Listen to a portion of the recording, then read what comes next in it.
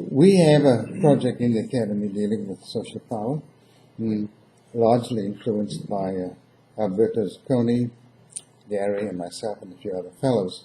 And we have been grappling with this problem for some time now. We haven't solved it yet, but we have made some progress on it. At least it's my view that the central issue posed by social power is the fundamental question of the new paradigm. And it's my assumption that the new paradigm has to find critical space for the individual in the system, whether it be political, economic, sociology, whatever. It's the individual that counts.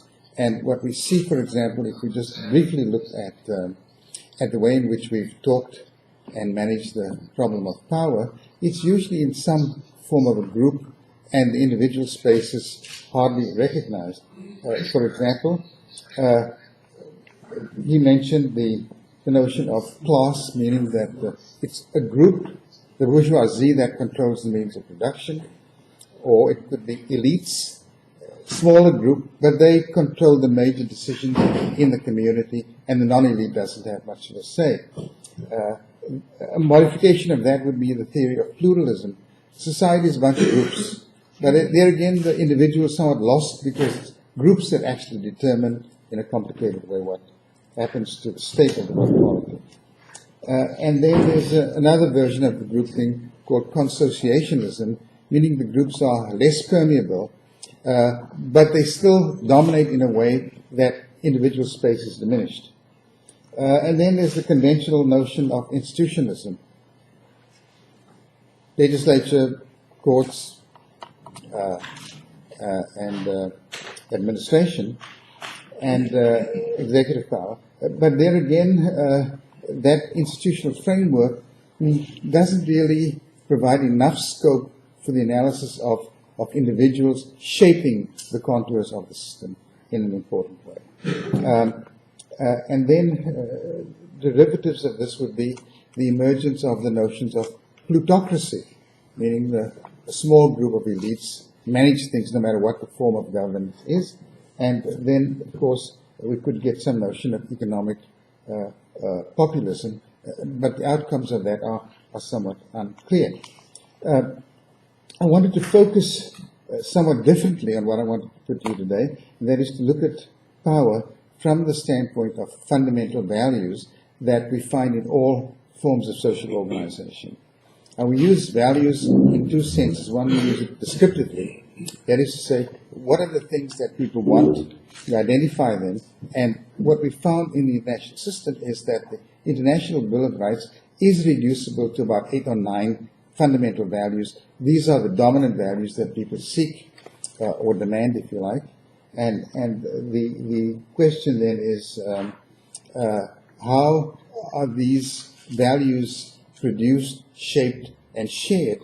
And the normative question, of course, would be, how ought they to be produced, shaped, and shared to shape a more defensible form of governance? Now, the neoliberals maintain that wealth, is a defensible value, and so the question then means that we basically have the objective in economics of maximizing wealth, getting as much wealth as we can. But we forget that wealth has two different connotations. Not only is it desired, but wealth performs another function. It's a base of power to influence every other value in society, and therefore defines the state of the public order. For example, wealth may influence power, it may influence skill, it may influence education, it may influence affective relations, it may influence rectitude, it may influence health and well-being, it may influence respect. In other words, it isn't just wealth standing there getting more wealth, it's wealth that shapes a whole range of factors which shape and determine, for good or ill, the state of the public order as it is. So one of the problems we have with the conventional view from the neoliberals is they don't discuss this other position of wealth and its influence on the state of the public order. Now, the other side of the coin is this. Power may be sought for its own sake, but if you have power, you can get more wealth. Health and well-being. If you're a healthy guy, you can be very effective, and you can use your health to augment your wealth. Respect is a critical value, and you can use respect to augment your wealth. Managing the rectitude system and morality is another way of getting more wealth, so to speak. In other words, every value can be sought for its own sake, and it can perform the function of power. So that when we look at the values, they're interdetermined and are interdependent with each other. That's a very functional way of looking at. And then the question is, well, how do we make sense of this from an economic point of view? Well, one of the things we have to do is the wealth isn't just a value by itself, it's an entire process. So you'd have to mark the process by examining, for example, who the participators are, what their perspectives are, their subjectivities of identity, what they demand, what they want, and what their expectations are. What base values they have at their disposal to get more wealth or to get any other value.